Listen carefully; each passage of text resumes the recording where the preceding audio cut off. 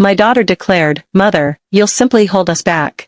After I had settled the entire bill for their grand tour of Europe, they informed me I was to remain behind. They craved my purse, not my presence. So I sought out my solicitor to draw up an unforeseen document and arrange a journey for myself. I stood at the window of my London townhouse, observing the late winter light as it fell across the cobbled street.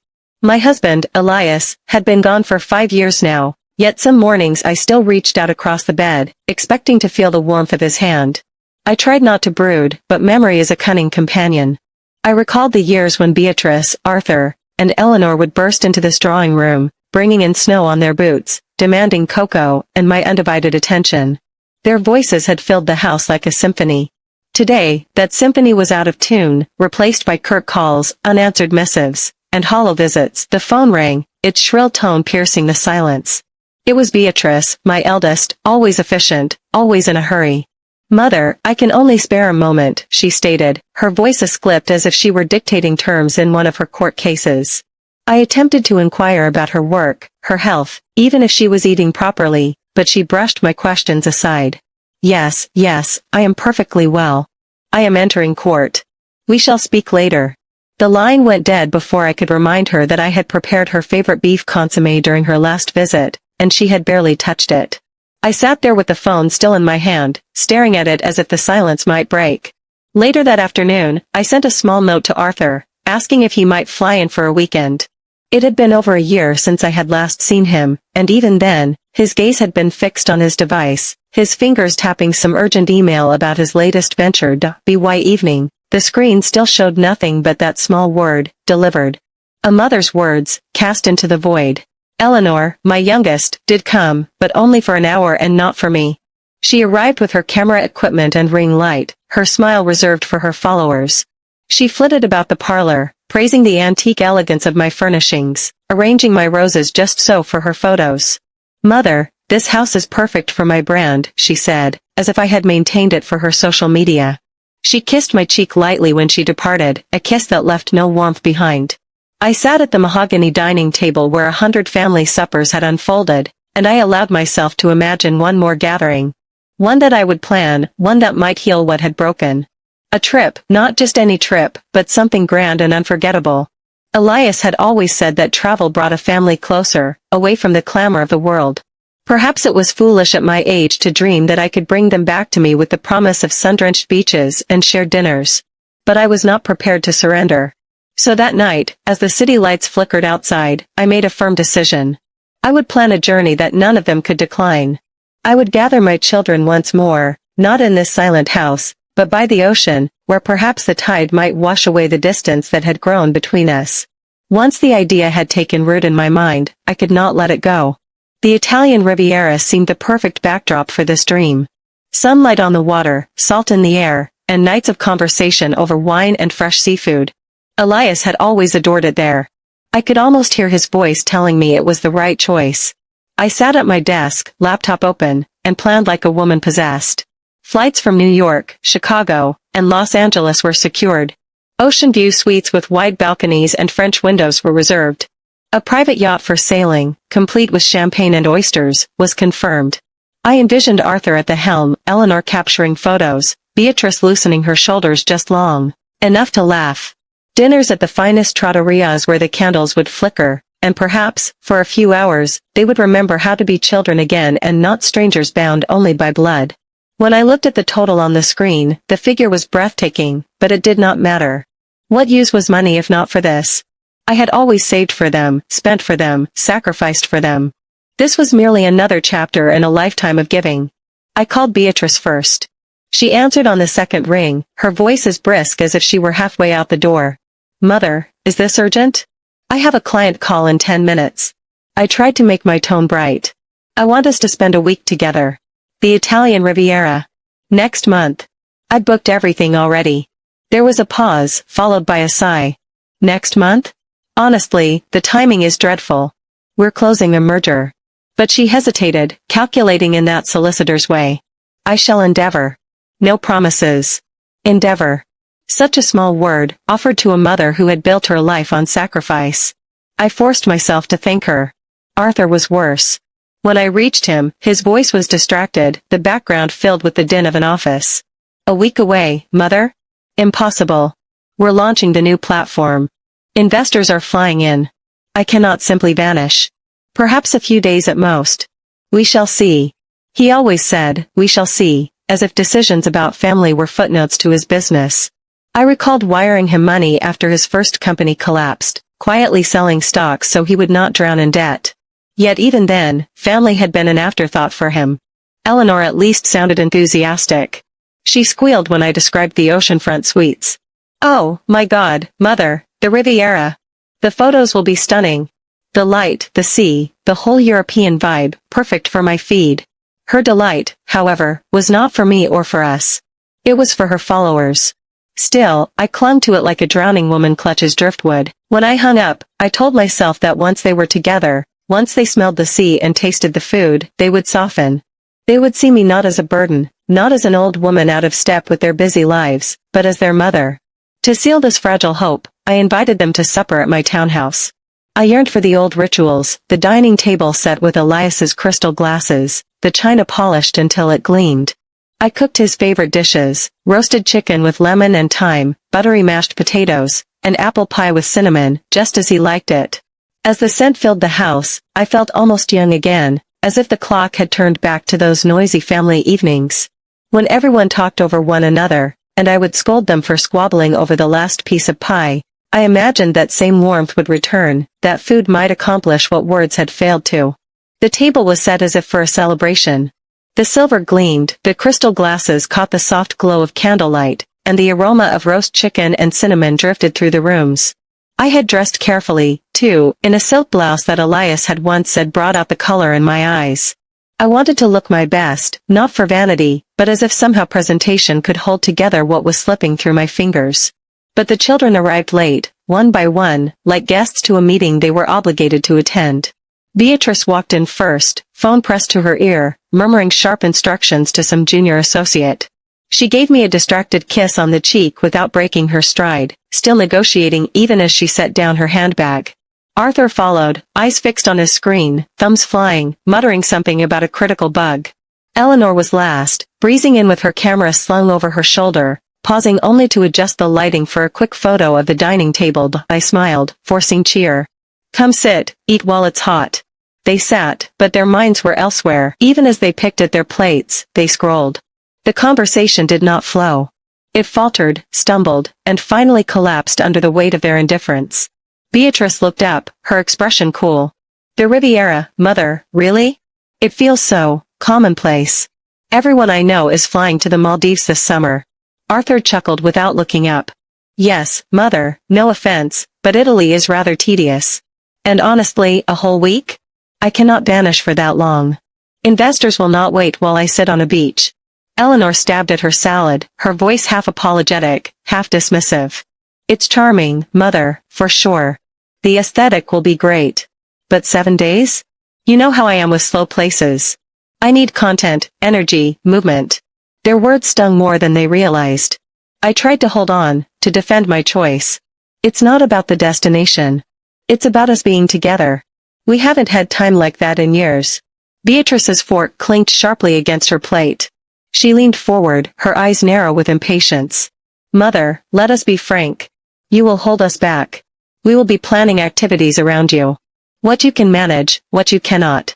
It isn't practical. The words landed like a slap. I felt Arthur and Eleanor glance at each other, then nod. She's right, Arthur said softly, as if offering me reason instead of rejection. It's just logistics, Mother.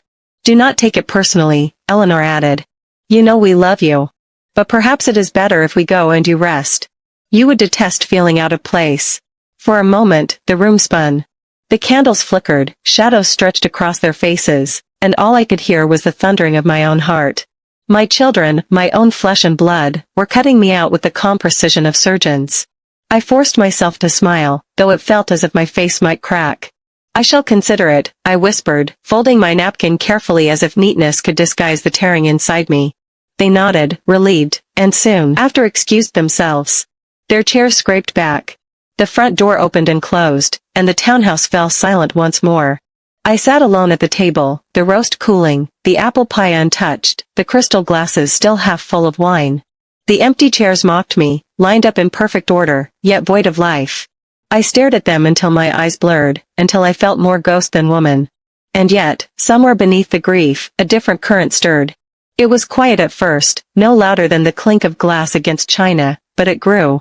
Not despair this time. Not defeat. Something harder, sharper. They thought I would fade into the background, too frail to matter. But I felt the ember inside me begin to glow. They had forgotten who I was, and soon enough, they would remember. That night, I could not sleep. The townhouse was dark, but my mind was lit with memories, each one cutting sharper than the last. I thought of Beatrice at 22, hunched over law books, her eyes ringed with exhaustion. She had called me in tears once, saying she would drop out because she could not afford the next semester. I had sold one of Elias's vintage cars, the one he polished every Sunday morning, just so she could stay in school. She graduated with honors, and I stood in the crowd, tears running down my face, believing it was worth it. Then Arthur, his first venture failed spectacularly.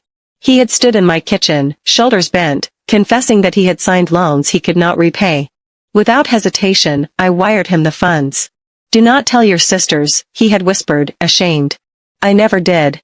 I bore that secret like a stone in my chest, even as he later strutted about his new ventures. And Eleanor, my sweet, frivolous youngest, when her sponsorship deals dried up and she was on the verge of eviction, I paid her rent for almost a year. She promised to repay it once things improved.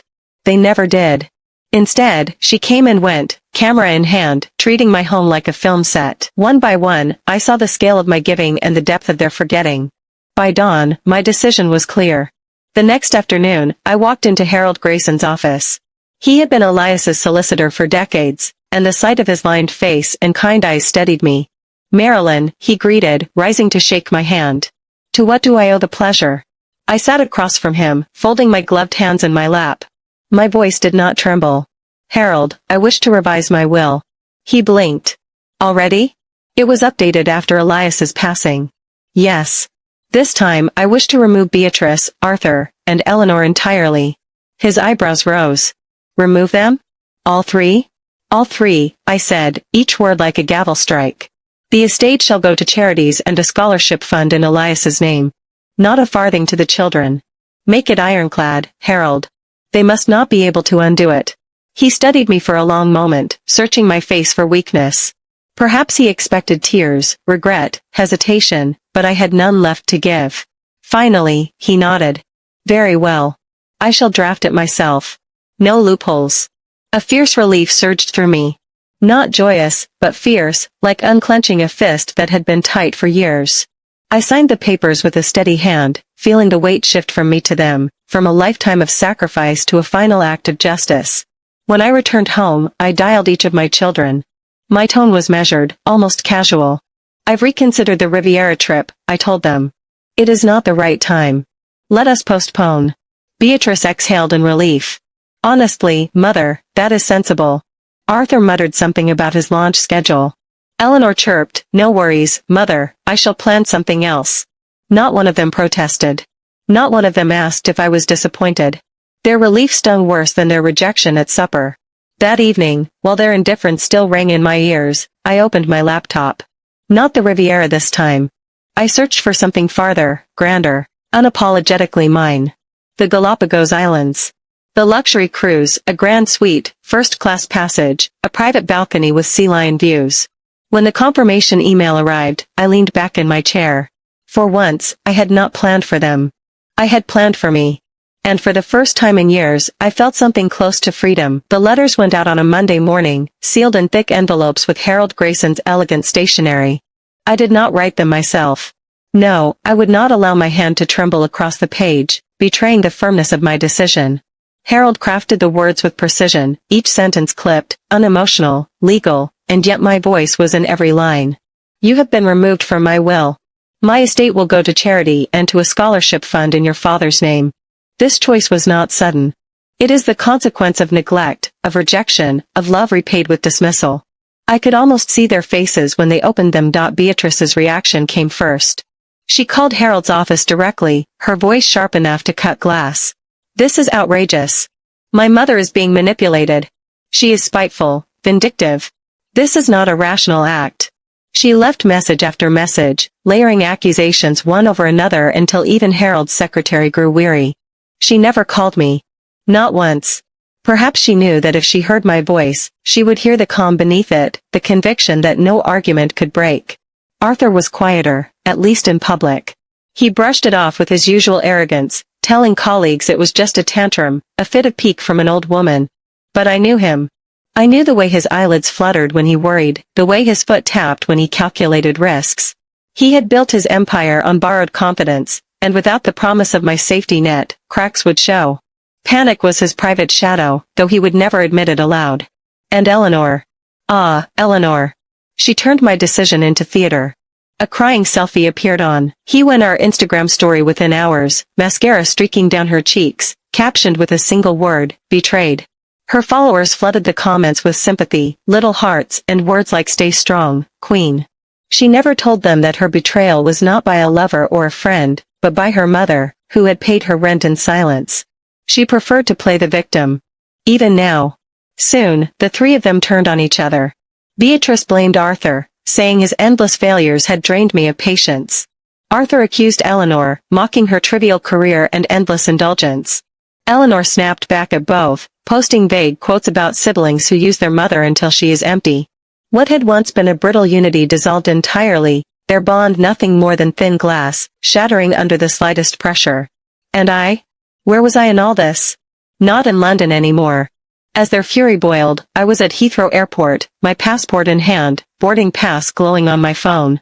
I moved through the crowd with a strange serenity, as though I had stepped out of their storm and into my own story. The first-class lounge smelled of fresh coffee and leather armchairs. The boarding gate whispered of escape. When I settled into my seat, a glass of champagne in hand, I did not feel guilt. I felt release. By the time the plane lifted off, the city falling away beneath the wings, I no longer carried the weight of their demands. They had treated me like a burden, an inconvenience. Now I was free of their expectations, free of their coldness. The Galapagos awaited, a land of ancient turtles and undeniable renewal. As the engines roared and the plane surged westward, I closed my eyes and thought, let them rage. Let them squabble. I have given them everything. And now I shall give myself what remains. When the plane doors opened in the Galapagos, it felt as though I had stepped into another life.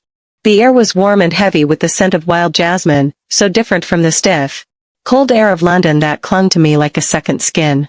The sunlight here was not filtered through glass windows or city smoke. It was golden, unashamed, wrapping itself around me like an embrace. For the first time in years, I inhaled and felt my lungs expand fully, as though I had forgotten how to breathe until this very moment. The cruise ship was everything the brochure had promised. A paradise carved out of ocean and sky, with the promise of exotic creatures and undeniable wonder. Yet even in this paradise, I felt a familiar tremor of loneliness that first evening. I dressed for dinner and walked down to the ship's elegant dining room. The tables were lit by lanterns, the waves whispering just beyond the terrace. Couples clinked glasses, and families laughed over seafood platters. And I sat at a table for one, my wine untouched. I had imagined freedom, but freedom alone can be a hollow thing. It was then that I noticed them, Margaret and James Davies, a couple in their 60s, both tanned and glowing with the ease of people who had lived well. Margaret had a laugh that rolled like warm surf, and James's eyes carried the gentleness of a man who had nothing left to prove. They saw me sitting alone, and instead of looking away politely, they smiled. "Would you care to join us?" Margaret asked, her voice kind, but without pity. I hesitated, decades of habit telling me to decline, but something inside urged me forward. I carried my glass to their table. From the first moment, it was different. They asked questions and waited for answers. They laughed at my stories, not because they had to, but because they were listening. They reminded me of something my own children had forgotten, that conversation is not a transaction but a gift. Over the next days, they drew me gently into their circle. At the evening lecture on Darwin, Margaret pulled me to a seat beside her, insisting I share her blanket. On the Zodiac boat trip, James steadied me as I lowered myself into the water, pointing out flashes of color beneath the waves. And in the mornings, when the sun rose over the ocean, we stretched together on the deck, breathing in unison, as if the tide itself were guiding us. Each moment stitched me back into the fabric of life I thought had unraveled forever. I realized then the cruelest truth. My own children, with all their blood and shared history, had made me feel invisible. And yet here, in the company of strangers who owed me nothing, I was seen. I was valued. For the first time in years, I was not just surviving. I was alive. While the ocean waves in the Galapagos sang me to sleep, another kind of storm was gathering back home. My children, my polished, ambitious, entitled children, were beginning to unravel. Each one pulled into the chaos of a life without the safety net they had once taken for granted. Beatrice's calls never reached me directly. Harold forwarded her messages to keep me informed. Her voice, once composed and sharp, now cracked with a strain she could not disguise. Her marriage, already brittle, was shattering under the pressure of financial strain. Her husband, accustomed to the lifestyle her salary and my quiet gifts had maintained, was restless. Without the promise of an inheritance, without my support to cushion their excesses, fissures turned into fractures. She blames you, Harold told me, his voice low. But the truth is, she cannot face herself. Arthur fared no better. His startup, that fragile temple he had built to his own ego, was crumbling. Investors had grown cold. The launch he spoke of so confidently had faltered. I imagined him pacing his Chicago flat, tugging at his hair, staring at spreadsheets that no longer promised salvation. He had always assumed I would step in again to rescue him from his own recklessness. Now, confronted with silence, he discovered what it meant to stand alone. He dismissed my decision publicly as a tantrum, but I could hear the tremor beneath those words. He was drowning, and for once, no hand reached down to pull him out. And Eleanor, my youngest, my dreamer. She turned my disinheritance into a performance. Her followers, once eager for every curated glimpse of her life, began to tire of her cryptic posts. Her tear-streaked selfies, her vague captions about betrayal, were mocked, not pitted. Maybe your mom just got tired of paying, one cruel comment read. I wondered if she sat on the floor of her apartment, scrolling through each barb, feeling the truth sting deeper than the ridicule. For the first time, the illusion of her aesthetic life cracked, and what lay beneath was emptiness. One by one, they reached for me. Voicemails, texts, emails, some pleading, some accusing, all carrying the same thread of desperation. Mother, please. We need to talk. Mother, you're being unreasonable. We can work this out. I miss you. Can we start fresh? The apologies rang hollow. Their words were shaped not by love but by the fear of loss. I did not answer. Harold reassured me again. The will was airtight, every clause sealed, every loophole closed. They cannot undo what you've done, he said. His calmness was my shield. For once, I was protected not only from creditors or crises but from my own children's entitlement. At night on my balcony in the Galapagos, I listened to the sea and thought of them. 3 brilliant lives spinning out of control, not because I had abandoned them, but because they had abandoned me long ago. The irony was sharp. They had dismissed me as irrelevant, yet it was my absence that exposed their fragility. I felt sorrow, yes, but not regret. They were being forced to confront the truth they had long ignored: a mother is not infinite. A mother's love is vast, but it is not inexhaustible. Back in the U.S., their resentment simmered, feeding on itself. Each blamed the other. Beatrice, hissing that Arthur's failures drove me over the edge. Arthur, scoffing that Eleanor's vanity broke my patience. Eleanor, snapping that Beatrice's coldness had poisoned the family. Their unity had never been strong, and now it crumbled completely. And I sipped my wine as the Galapagos sun dipped into the sea, knowing that at last I had stepped out of their shadows. The evening air was soft, perfumed with sea salt and the faint sweetness of wild jasmine. Lanterns swung gently in the breeze, casting golden halos across the long beachside table. Margaret raised her glass, James by her side, and the others, new friends gathered from different corners of the world, joined in the toast. To new beginnings, Margaret said, her voice warm, her smile genuine. The glasses clinked, laughter rose, and I found myself laughing too, not politely, not to fill silence, but with real mirth that bubbled from a place I thought had long dried. The table was alive with conversation, stories of travels, grandchildren, gardens, music. No one looked past me. No one scrolled through a phone or sighed at my presence. I was not invisible here. I was part of something, woven naturally into the fabric of their joy.